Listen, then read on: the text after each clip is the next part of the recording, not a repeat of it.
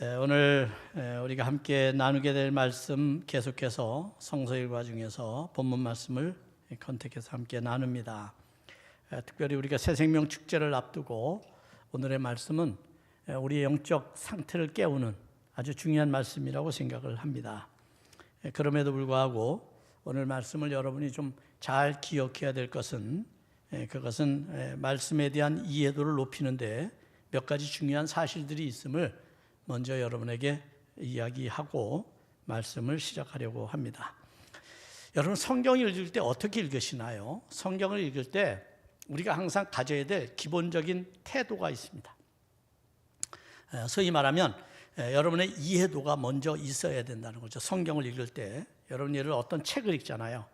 그러면 책을 읽을 때 여러분이 그냥 그 책을, 특별히 소설책은 감정이입이 잘 되죠. 거기 사건이 막 드라마틱하게 전개되니까요. 그런데 다른 어떤 역사책이나 아니면 교과서나 공부하는 책들은 그냥 암기나 아니면 그것을 그냥 습득하는 그런 지식의 수준으로 읽게 되죠. 그러면 성경도 그렇게 읽어야 될까? 성경을 읽을 때는 항상 여러분이 가져야 될 아주 중요한 태도가 있습니다. 그것은 성경에서 여러분이 성경을 읽을 때 내가 그 성경의 독자, 소위 말하면 청중이 되어야 된다는 거예요. 여러분 스스로가 성경을 읽을 때 그냥 이건 글이니까, 이건 성경이니까 읽는 것이 아니라 그 말씀이 나에게 향하여 말씀하는 것에 대한 경청이 나에게 이루어져야 된다. 그게 이제 청중의 태도다, 이렇게 얘기할 수 있어요. 예를 들면 이런 거죠. 오늘 비유의 말씀이 사실은 이 열처녀 비유 여러분 너무나 잘 알잖아요. 근데 그동안 우리들이 이제 신학적으로 또 우리가 목회자들 세계에서 고민이 많습니다. 왜 많느냐 하면 그동안 성경을 우리가 너무 알레고리식으로 해석해 오는 것에 대한 지탄이 많아요. 알레고리식이라고 하는 것은 의미만 자꾸 찾으려고 한 거죠. 의미만.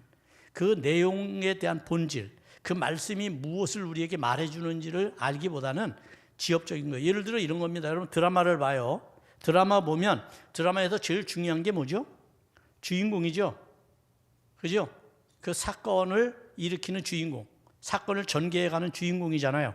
그런데 어떤 사람들은 주인공에게 집중하는 게 아니고 소품에 집중해요. 소품.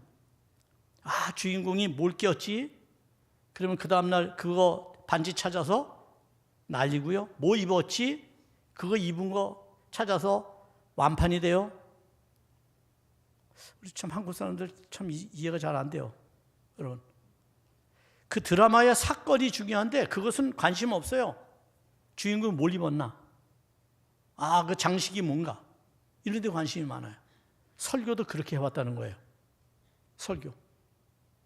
조금 이따 제가 여러분에게 그런 사실들을, 사실이에요, 그게. 왜냐하면 오늘 본문에 소품만이 나오죠? 등불, 기름, 이거 다 소품이에요. 그런데 여지껏 기름이 뭐냐, 등불이 뭐냐, 의미만 자꾸 전달해 주려고. 그런데 예수님은 그 등불 의미, 그거 아무 의미 없이 얘기한 거예요. 여러분, 그냥 그 얘기한 거예요. 여기는 그래서 성경을 읽을 때는 여러분이 세 가지를 반드시 잊지 말아야 돼요. 그 첫째가 뭔지 아세요? 여러분, 제가 성경, 보수가 뭡니까? 보수가 말씀으로 들어가는 게 보수예요. 근데 이걸 여러분에게 바르게 가르쳐주면 여러분들은 꼭 삐딱하게 이해를 해요. 그건 참 잘못된 거예요. 저는 말씀만 얘기를 하는 거예요. 그래서 성경을 읽을 때는 첫째, 예수님이 말씀하시죠. 성경에서. 예수님이 말씀하실 때의 청중은 누굽니까? 예수님은 누굴 가르쳐줘요? 제자들이죠. 이걸 잊지 말아야 돼요.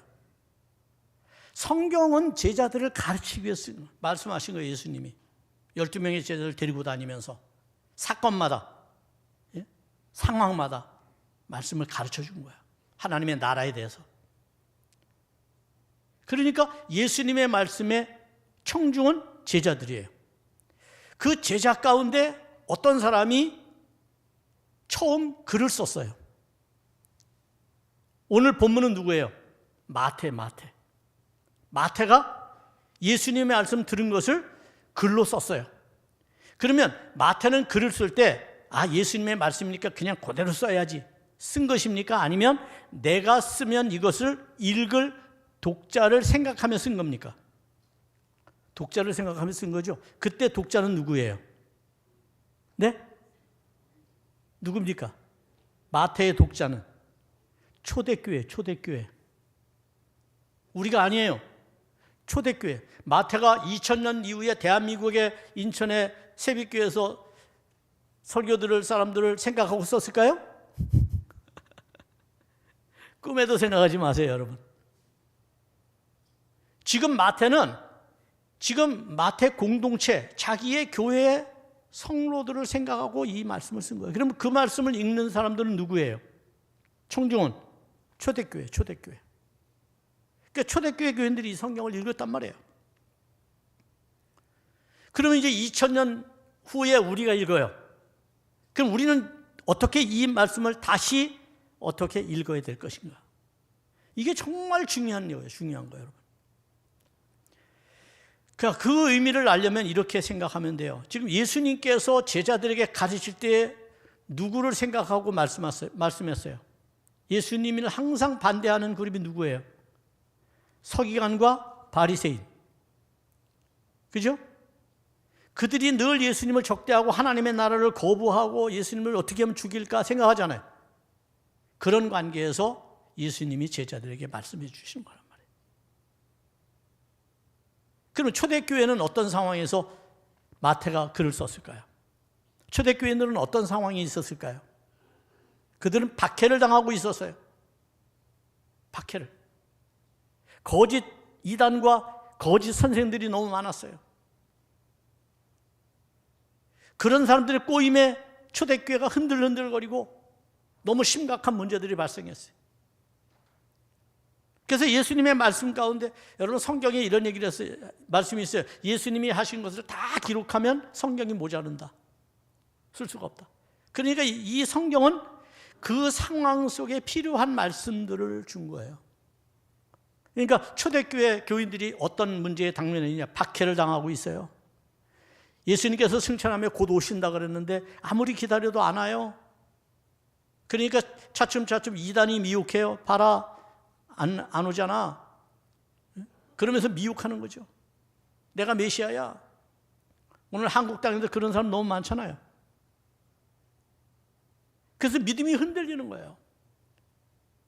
그 흔들리는 믿음 속에 지금 마태는 예수님은 제자들에게 하실 때에 예수님을 적대하는 사람들을 대상으로 그들의 미혹과 그들의 거짓에 넘어가지 말라는 것이고, 율법주의자들의 횡포에 미혹되지 말라는 것이고, 초대교회 교인들에게 하시는 말씀은 거짓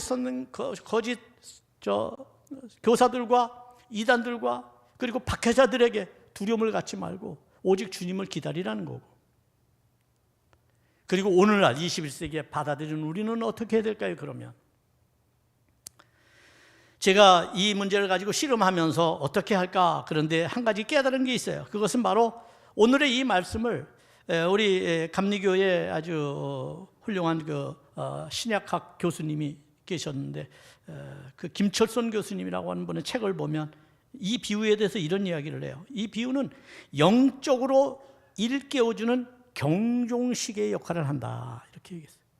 경종시계. 경종시계가 뭐죠? 때가 되면 소리를 내서 울리는 거예요. 요즘 말로 하면 알람이 알람 시계와 같다. 여러분이 일어나야 될 때를 가르쳐 주는 거예요. 알람 들으면 자다가도 벌떡 일어나죠? 출근해야 되니까, 약속 지켜야 되니까, 밥을 먹어야 되니까, 일을 해야 되니까. 그런 것처럼 지금 이 말씀은 우리 안에 영적인 경종시계와 같다는 거예요. 그러니까 우리는 말씀을 들으면서 이 시대에 우리가 어떻게 살아야 되는지, 이 시대에 하나님의 말씀을 어떻게 깨어 있어야 되는지, 하나님의 뜻을 어떻게 행하여야 되는지를 깨달아야 된다는 겁니다. 할렐루야. 그게 말씀을 읽는 우리의 태도라는 거예요. 그런 태도를 가지고 말씀을 읽지 않으면 말씀 100번 읽고 1000번 읽어도 아무 의미가 없어요. 말씀은 우리의 삶을 살아나게 하는 거예요. 복음이, 여러분. 복음에는 생명력이 있다고 그랬잖아요. 바울은 그래서 때를 얻든지 얻지 못하든지 전하는 거야. 우리는 전하는 사명만 하면 돼. 열매는 하나님이 맺으시고. 왜? 그 안에 생명이 있으니까. 그 가치를 여러분이 잊어버리면 안 돼요. 극단적으로 설명하면 이런 겁니다. 예수님께서 예루살렘 성전을 절여냈어요. 성전 정화가 아니에요. 예수님이 가서 들러 엎었다는 것은 더 이상 예수님은 이 성전을 성전으로 인정하지 않는다는 거예요. 그리고 로마여에서 파괴되었어요. 성전이 파괴되면 믿음이 없어집니까? 복음이 여러분 사망합니까? 초대교회 사람들은 흩어져서 복음을 전하기 시작했어요. 더 넓은 이방 세계로 가기로 해서 어떤 면에서 보면 예루살렘 성전은 이방인에게 복음을 전하는데 방해가 된 거예요. 이건 예입니다. 예. 우리 교회가 무너져요. 파괴돼요. 그럼 여러분들은 신앙이 다 죽습니까? 안 죽죠. 그렇다고 다른 교회 간다는 말이면 세상에 교회가 다 없어지면 말이에요. 그러면 여러분의 신앙이 없어집니까? 아니죠. 여러분 안에 복음이 있는 겁니다. 여러분은 또 다른 교회를 세울 겁니다. 또 다른 복음의 현장으로 갈 겁니다. 그게 복음의 역사입니다. 여러분 안에 그런 생명이 있다는 사실을 잊지 마시길 바랍니다. 그게 능력입니다. 말씀의 능력이고 복음의 능력입니다. 이 능력을 가진 우리가 하나님의 역사, 시대를 초월한, 시간을 초월한 그 하나님의 역사를 오늘 우리가 어떻게 경종시계를 통해서 이 말씀을 받아들일 건가? 오늘 이 시대에 이 열처녀 비유는 우리에게 뭘 말해주는가? 그러니까 의미를 찾지 마시고 그것이 말씀하시는 핵심을 꿰뚫어 볼 수 있는 그런 은혜가 있기를 바랍니다. 너무 딱딱했나요? 그러면 이런 이야기 한번 하고 시작합니다. 여러분 오래된 이야기인데 여러분도 기억할 겁니다. 2009년 1월 15일 날 있었던 사건이에요. 추위가 아직 맹공을 떨치던 미국의 허드슨 강이라고 하는 곳이 있어요. 여기에 155명을 태운 에어버스 A320-214 비행기가 불시착합니다. 비상 착륙합니다. 도시는 비상에 걸렸습니다. 사람들은 전부 TV에 앞에서 어떻게 구조될 것인가? 구조하는 사람들이 막 사이렌을 울리고 온 도시가 난리가 났습니다. 조금 있다가 TV를 보는 사람들은 이상한 광경을 보기 시작했습니다. 한 사람, 두 사람씩 비행기 날개 위에 사람들이 나와 서 있는 겁니다. 드디어 155명이 전원 구조. 환호성을 질렀습니다. 일약 스타가 등장합니다. 그 사람은 누굽니까? 비행기 조종사입니다. 비행기에 문제가 생겼을 때 도시를 비껴서 빌딩에 부딪히지 않기 위해서 그는 사람들을 다치지 않기 위해서 자기의 기술을 총동원해서 노련함으로 허드슨 강으로 비행기를 몰고 갔던 거죠.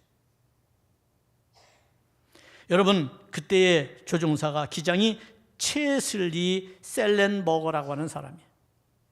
그래서 이 사람을 허드슨의 영웅이라고 호칭하기 시작했어요. 그 이후에 사람들은 허드슨의 휴먼 드라마를 쓰기 시작합니다.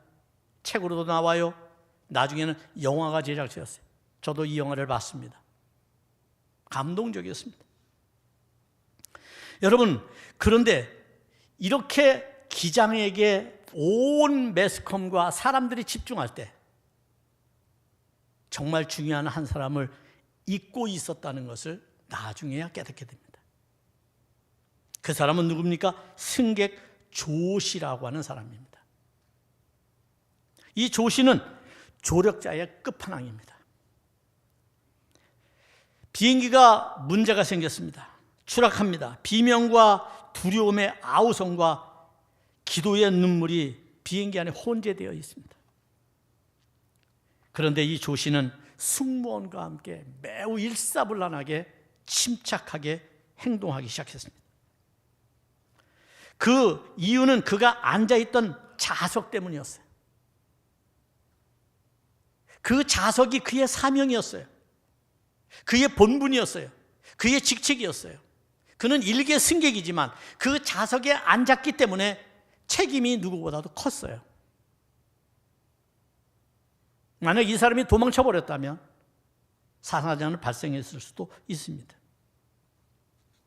그 좌석은 바로 비상구 옆좌석이었어요. 비행기를 타보시면 알지만 비행기 옆좌석은 특별한 장소입니다. 좀 편리한 장소거든요. 다리도 뻗을 수 있고 앞에가 넉넉해요. 의자가 없으니까. 그런데 비행기 좌석은 아무나 안 줍니다. 특히 여성들은 안 줍니다. 미안합니다만. 그 이유는 왜냐하면 이 비상구 옆에 앉을 수 있는 자격을 가진 사람은 건강한 사람이어야 돼요. 그리고 책임감이 있는 사람이어야 돼요. 약속을 지키는 사람이어야 돼요. 그래서 표를 팔 때에 그 장소에 표를 달라고 그러면 물어봅니다. 당신은 승무원을 도와서 비행기가 위기에 닥쳤을 때 비행기 끝까지 남아있고 그리고 비상문을 함께 열어주겠습니까? 예스 하면 그 좌석을 얻는 거예요. 그러나 편리함을 목적으로 그 자리에 앉아있으면 위기에 빠졌을 때 모든 사람들을 다 죽게 만드는 겁니다. 그런 좌석입니다. 조시는 그날 그 비행기를 타고 물론 자기가 떨어질 것을 생각하지는 않았어요. 그는 자리를 찾자마자 자리에 앉아서 제일 먼저 한 일이 무엇인지 아십니까? 바로 안전카드를 찾는 거였어요. 자리에 앉자마자 안전카드를 뽑아서 읽기 시작합니다. 비상호문은 어떻게 열며 비상시에는 내가 어떻게 요령하고 대처해야 되는지 그것을 숙지하기 시작했어요. 열심히 읽었어요. 그냥 되겠지 뭐 이게 마음이 아니에요. 그는 책임감 있게 행동한 겁니다. 그런데 마침 비행기가 문제가 생겼던 것이죠. 위기가 찾아온 겁니다. 그는 승무원을 돕겠다고 약속했기 때문에 그는 책임감 있게 그 약속을 지키려고 했던 겁니다. 만약 그가 비행기를 타서 선물이나 살까 상품이나 살까 이런 책만 뒤적거리고 있었다면, 그래서 그 안전카드를 읽지 않고 숙지하지 않았다면, 비상탈출을 어떻게 하며 어떻게 도우며 비상문을 어떻게 여는지에 대해서 전혀 관심이 없었다면 155명 어떻게 되었을까요? 이후의 사람들은 이 조시에게 집중합니다.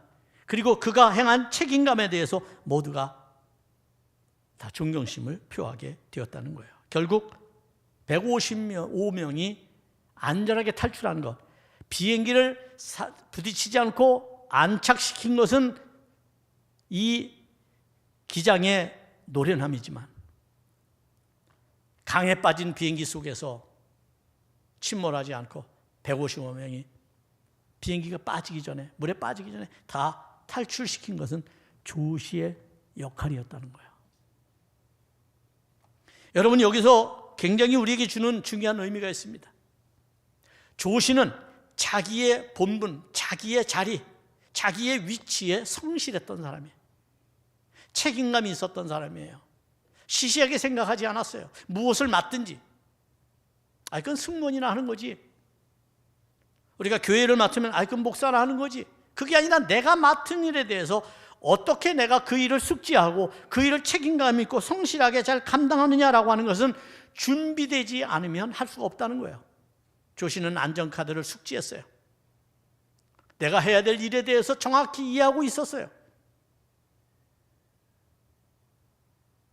단지 피상적인 생각을 가지고 옛날부터 해오던 거니까, 이건 내가 익숙한 거니까, 내가 해오던 게 맞으니까, 그래서 고집 부리는 것이 아니라 그 원리와 원칙과 질서를 잘 생각해서 새로운 패러다임에, 새로운 환경에 어떻게 적용하고 어떻게 새로운 길을 찾아갈 것인가를 노력하고 준비하는 태도, 그것이 오늘 이 본문이 주는 은혜라는 겁니다. 그래서 이 오늘의 본문의 주제는 깨어 준비하라는 거예요. 사실은 본문의 가장 중요한 건 준비예요. 준비. 그런데 준비하려면 어떻게 있어야 돼요? 깨어 있어야 돼요. 깨어 있지 않으면 준비할 수 없어요. 잠자는 자는 준비할 수 없어요. 게으른 자는 준비할 수 없어요. 나태한 자는 준비할 수 없어요. 관심 없는 자는 준비할 수 없어요. 깨어 있어야 돼요. 그게 가장 중요합니다. 누구에게든 위기는 언제나 찾아옵니다. 다만 언제 올지 모르는 위기를 어떻게 준비하느냐에 따라서 결과가 달라질 뿐입니다. 그 위기는 모든 이에게 행복을 주는 기회가 될 수도 있고 불행을 주는 기회가 될 수도 있습니다. 당연하지만 비상구 옆자리의 역할을 제대로 숙지한 조씨는 그 자리에 합당한 존재였던 거예요. 아무나 앉아 있으면 되는 자리가 아니에요. 그 역할을 감당할 사람이 앉아 있는 것이 모든 공동체의 평안을 위해서 중요한 겁니다. 인정을 안 하시는군요. 아멘을 안 하는 거 보니. 예, 아무 자리나 앉으세요. 그러면 자신의 역할에 충실하여 많은 인명을 구조하고 구원의 길을 인도하는 것은 우리가 작든 크든 어디에 앉아 있는지 그 자리에 성실한 사람만이 감당할 수 있는 거예요. 주님의 제자라는 것은 바로 그런 겁니다. 아무나 제자가 될 수 있는 건 아니에요. 따라서 자신의 현재 위치를 잘 지키고 그곳에서 해야 할 일을 잘 감당하는 것, 그러기 위해서 준비하는 자세가 필요하다는 겁니다. 준비하는 자세. 교회 일꾼은 아무나 되는 게 아니에요. 준비한 사람이 되는 거예요. 훈련이 필요하다는 거예요. 가르침에 어떻게 내가 순종하고 그 가르침을 어떻게 내가 적용하느냐라고 하는 거죠. 이런 일들이 잘 이루어지게 될 때 그 교회는 건강성을 유지하게 되는 거고 그 교회는 구원의 길을 활짝 열게 되는 것이고 그 교회에 속한 모든 성도는 구원의 자리에 있게 되는 겁니다. 여러분, 이런 질문 한번 해보면 좀 생뚱맞고 어리석은 걸까요? 결혼에 성공이 있겠습니까? 결혼에 성공이 있어요? 여러분 결혼해 보셨죠? 성공 있어요? 실패는 또 그러면 있어요? 어떻습니까? 제 질문이 너무 웃깁니까? 오늘 이 잔치가 있어요. 잔치의 성공은 어떤 겁니까? 잔치의 성공은 어떤 겁니까? 드레스가 화려하면 성공하는 겁니까? 부부가 그냥 활짝 웃고 행복하면 성공하는 겁니까? 잔치의 주비는 누굽니까? 결혼한 사람들이 초대한 사람들이겠죠. 손님이 행복하면, 손님이 참 좋았다라고 하면 그건 성공한 잔치일 겁니다. 손님이 불행하다고 생각하면 잔치는 성공하지 못한 거예요. 잘 생각해 보세요. 누가 주인공인가? 결혼 당사자가 주인공이긴 하지만 그들이 초대를 했잖아요, 손님으로. 그럼 이런 질문은 또 어떨까요? 결혼에 성공과 실패가 있어요? 뭐가 성공이고 실패? 오래 살고 같이 살면 성공한 거예요? 인내심을 가지고 지옥에서 오래 사는 사람도 있는데요. 헤어지면 실패한 겁니까? 예? 결혼의 실패와 성공이 어디 있습니까? 이분법적으로 생각하는 것은 나쁜 태도입니다. 잘못된 가치관의 판단입니다. 이걸 인생으로 끌고 온다면 이렇게 얘기할 수 있어요. 인생의 성공과 실패가 있나요? 그래서 여러분에게 아주 좋은 말을 하나 제가 배워갖고 와서 가르쳐 드리려고 그래요. 그것은 바로 뭐냐면 이 말이에요. 모든 일은 성공과 실패의 등식이 아니라 성공과 과정이라는 등식만 있을 뿐이다. 우린 지금 과정이 있는 겁니다. 성공한 사람이 있지만 실패한 사람은 아무도 없어요. 여러분, 스스로 실패했다고 생각하니까 좌절도 하고 목숨도 끊는 거예요. 그건 어리석은 거예요. 우리는 모두가 지금 과정 중에 있어요. 진짜 성공의 과정은 천국에 갈 때 결정나는 거예요. 아무도 장담할 수가 없어요. 그러니까 조금 미끄러졌어도 과정이에요. 조금 후퇴했어도 과정이에요. 아멘 하면 참 좋은데. 잠 주무시나 봐. 주무시고 계시나 봐. 그런 과정들이 우리의 인생에 있을 뿐인 거지. 모든 건 지금 끝났다고 생각하고 난 실패자야라고 말하는 것은 정말 어리석은 자예요. 그런 마음 먹지 마시기 바랍니다. 여러분의 자녀들에게 가르쳐 주세요. 이제는 너는 과정 중에 있는 거야. 넌 다시 일어서면 돼. 아직 시간이 많은데. 그렇다고 70이 넘는 어르신들이 목사님 그러더니 말이에요. 내가 무슨 과정이에요? 난 끝났는데. 안 해요. 아직도 멀었어요. 인생은 80부터 해요. 여러분 기대하세요. 여러분에게 어떤 구원의 문이, 축복의 문이 열릴지를 상상해 보세요. 그런 의미에서 오늘 본문의 말씀은 결혼잔치가 불행하다, 성공적이다 말할 수는 없지만, 그러나 이 결혼은 우리에게 중요한 의미를 준다는 거예요. 어떤 의미를 줍니까? 바로 종말론적인 메시지를 주고 있다는 거예요. 이게 핵심이에요. 왜 그런지를 제가 이 시간 좀 시간이 없지만 여러분에게 설명을 드려야 돼요. 우리가 말씀을 읽을 때는 항상 앞부분, 뒷부분 다 읽어봐야 돼요. 이 말씀만 딱 읽고 얘기하는 거. 그래서 여러분 성경 한 구절만 가지고 딱 얘기하는 거, 뭐 말씀 잘 쪼갠다고 여러분 말하죠. 그건 쪼개는 게 아니라 말씀을 망가뜨리는 거예요. 분명히 기억하세요, 여러분. 쪼개는 게 여기저기 갖다 붙인다고 말씀이 되는 게 아니에요. 자, 이제 설명드립니다. 본문은 단순한 이야기가 아니에요. 자, 스토리는 이렇게 전개됩니다. 종말론적인 메시지를 담고 이 말씀은 지금까지 이어지고 있습니다. 이 말씀은 23장부터 읽어야 됩니다. 제가 늘 말하죠. 성전 정화의 사건부터 이 문제는 제기된 거고, 이 시비는 시작된 거예요. 예수님의 십자가행은 성전과의 단절로부터 시작된 거예요. 지금 거기에 예수님이 수많은 비유들을 지금 등장시키고 있는 겁니다.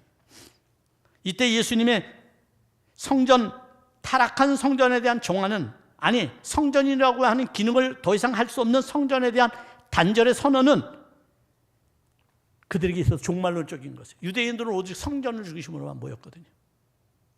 그러니까 그건 하나의 종말론적 사건이에요. 그런데 제자들은 아직도 그걸 못 깨달아요. 그리고 성전을 벗어나서 하는 이야기가, 성전을 바라보면서 그 화려함을 보고 예수님께 자랑을 해요. 23장 37절부터 보면 자랑합니다, 여러분. 제자들이 예수님 보세요, 이거 얼마나 멋있습니까? 예? 건물 지어놓고 자랑하는 거하고 똑같아요. 예루살렘을, 성전의 종말을, 이 모습을 보면서 예수님께서 어떻게 하는지 아세요? 종말을 예언해 버려요. 23장 37절부터 그 앞부분에 자랑하는 것을 보고 종말을 선언해요. 그리고 난 다음에 계속 격정적으로, 이제는 예수님께서 아주 감정이 이렇게 막 클라이막스로 끌어오르는 거예요. 진짜 화가 나신 거예요. 그래서 재난에 대한 징조를 24절 3절로부터 14절까지 말씀합니다. 그리고 함께 가장 큰 환난이 때가 다가오게 될 거라고 선포하시죠. 24장 15절부터.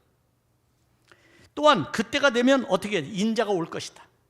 그때가 되면 인자가 온다고 여러분 24장 29절부터 말씀합니다. 그리고 인자가 올 때 어떤 일이 일어날 것인가, 때를 어떻게 알 것인가, 무화과 나무의 계시를 보라는 거예요.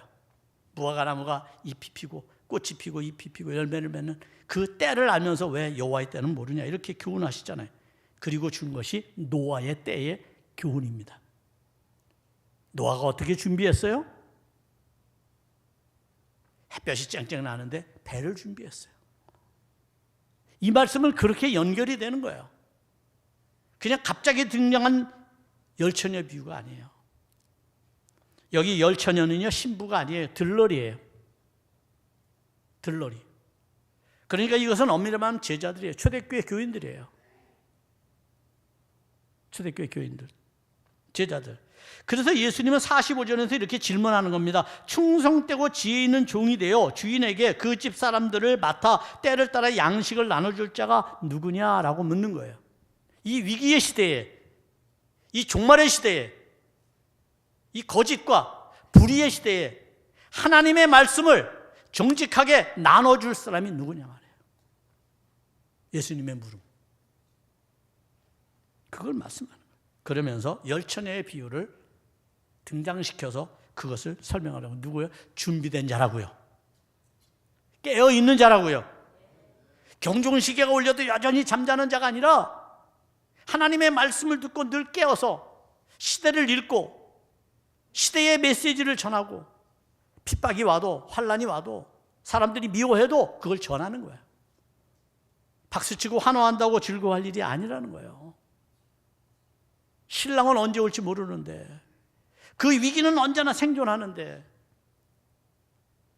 시덕거리고 잠잘 새가 없다는 거예요, 여러분.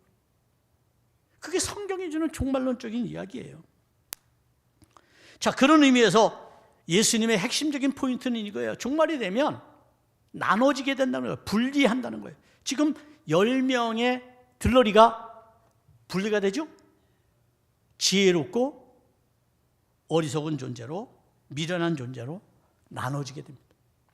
종말의 때는 양과 염소로 나눠지게 돼요. 오른편과 왼편으로 나눠지게 돼요. 거짓과 의로 나눠지게 돼요. 이것은 한마디로 말하면 하나는 구원이고 하나는 심판이라는 말이에요. 여러분 주님을 믿습니까? 여러분 걱정할 게 없어요. 여러분은 구원될 자들이에요. 심판받을 자들이 두려워해야 되는 거예요. 근데 왜 구원받을 자들이 두려워합니까? 하도 죄의식을 많이 심어줘서 그래요. 죄의식 걷어내버리세요. 주님으로부터 평안을 얻으세요. 담대한 믿음을 가지고 주님 앞에 서세요. 주님의 마음이 밴댕이 속이 아니에요.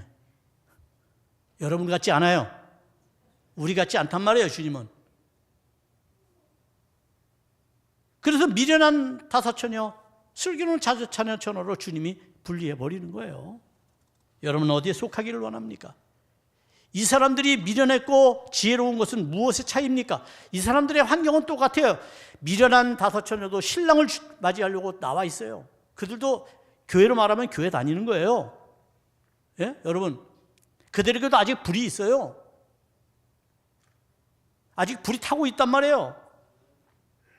그들도 아직 잠 안 자고 있어요. 여러분 성경을 잘 이해하세요. 그러나 미련하다고 말하는 거예요. 왜? 준비하지 않고 다니니까. 깨어있지 않고 다니니까. 아무 생각 없이 다니니까 교회를. 자기 똑똑한 맛에 다니니까. 자기 의로운 맛에 다니니까. 주님이 볼 때 어리석은 거예요. 미련한 거예요. 그런데 지혜로운 다사처녀는 안 그랬어요. 깨어있었어요. 준비했어요. 깨어만 있으면 뭐합니까? 준비하지 않으면 아무 소용이 없는 거죠. 오늘 우리에게 그게 필요해요. 제가 왜 앞에서 진짜 추수감사절을 지켜야 된다고 말했는지 아십니까? 영혼의 추수를 못하면 성도는 열매가 없는 거예요. 재산이 아무리 많아도, 아무리 경제활동을 왕성하게 해도, 아무리 건강해도 영혼의 추수가 없는데 어찌 우리가 구원의 열매를 맺을 수가 있겠습니까? 그래서 예수님은 말하는 거예요. 이 제자들에게 지금 마태는 초대교회 교인들에게 말하는 거 12절 이렇게 말씀합니다. 너희가 알지 못하노라. 너희가 알지 못하노라. 무엇을 모른다는 말씀입니까? 하나님의 때를 모른다는 거예요. 하나님의 때를. 마태복음 24장 36절에 이렇게 말씀해요. 그러나 그날과 그때는 아무도 모르나니 하늘의 천사들도 아들도 모르고 오직 아버지만 아시느니라. 그런데 오늘날 거짓된 사람들은 내가 안다고 말하잖아요. 온갖 말씀을 가지고 말이죠. 자기가 메시아라고 말이죠. 거기 얼마나 많이 넘어갔어요. 여러분 한국교회 위기의 등불은 뭔지 아십니까? 앞으로 이단이 점점 많아진다는 거예요. 왜? 오늘날 이 시대의 사람들을 보세요. 정말 저는 이 시대가 참 무섭습니다. 왜 무서운지 아세요? 막연한 기대감과 정신승리와 같은 비겁함이 도사리고 있기 때문이에요. 그리고 마침내 찾아온 현실 앞에서 너무나 당연하게 행동을 해요. 당당하게. 남의 고귀한 삶의 여분을 도둑질하려는 감상주의자들이 너무 많아요. 오늘 보세요. 기름 빌려달라잖아요. 위기 상황에서. 자기가 준비하는 게 아니에요. 남의 것을 빼앗아서 자기 걸 채우려고 해요. 그런 시대예요, 지금이. 뺏기는 것도 모르면서 또 좋아해요, 시덕거리고.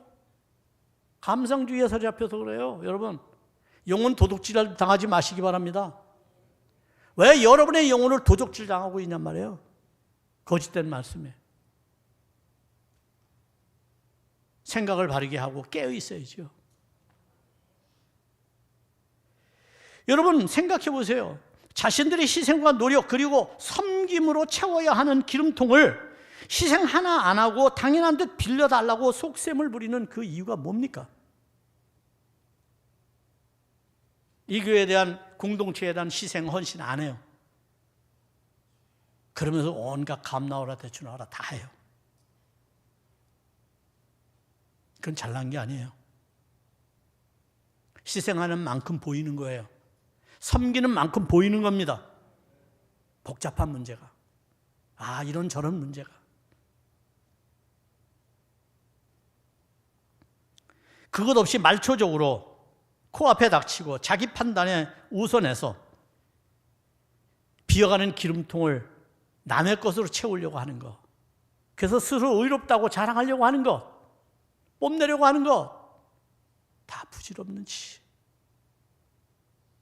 그걸 미련하고 어리석다고 인정하는 교인이 많을 때 그 교회는 바로 서요.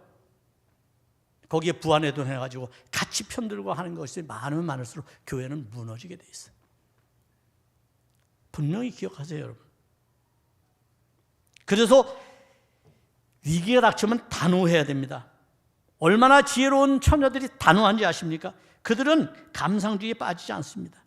우리 모두가 위험에 빠질 수 있는 빌려줄 수 없다고 말합니다. 그러면서 그들에게 이렇게 꾸짖습니다. 기름을 파는 자들에게 가서 사라, 이렇게 말합니다. 하나님의 은혜를 살 수 있어요? 못 사요. 그런데 하나님의 은혜를 사는 것처럼 호도한 사람들이 얼마나 많아요? 기독교 역사예요. 하나님의 은혜는 돈 주고 살 수 있는 게 아니에요. 하나님의 은혜는 값싸지 않아요, 여러분. 거룩한 은혜예요. 결국 오늘 말씀이 우리에게 주는 핵심은 이겁니다. 구원은 오직 하나님의 주권 아래에 있다는 거예요. 빌려서도 안 되고 꿔준다고 되는 것도, 여러 은혜 나눠준다고? 아니에요. 은혜는 하나님이 주님이 주시는 거예요. 내 받은 은혜에 대해 내가 감사하고 그 은혜 속에 여러분이 행복하게 살면 돼요. 중요한 거예요. 그러니까 우리가 이 기름이라고 말할 때 이 기름은 어떤 의미에서 보면 하나님의 은혜, 거룩함, 그것을 위해서 여러분 우리 신앙생활을 하는 거예요. 영적으로 깨어서 준비하는 사람, 바로 여러분이 되기를 바랍니다. 하나님의 은혜는 값싸지 않습니다. 너무나 쉽게 은혜를 받으려고 하는데 문제가 있습니다. 나태하고 게으르며 영적으로 무관심한데 어떻게 은혜가 있습니까? 어떻게 은혜가 있습니까? 다니는 것으로 만족하고 다니는 것이 그냥 최선이라고 생각하는 그 공동체 속에 어떤 희망이 있습니까? 종교적 열심에 자신의 의를 드러내는 일은 스스로를 만족시킬 수 있지만 신랑이 오셔서 잔치 자리에 초대할 때 그 문은 닫혀버리고 마는 겁니다. 거기에는 못 들어가는 겁니다. 자기 혼자 만족으로 끝나는 겁니다. 종교가 자기 혼자의 만족으로 끝내서 어떻게 하겠어요? 그건 진리가 아닌 거죠.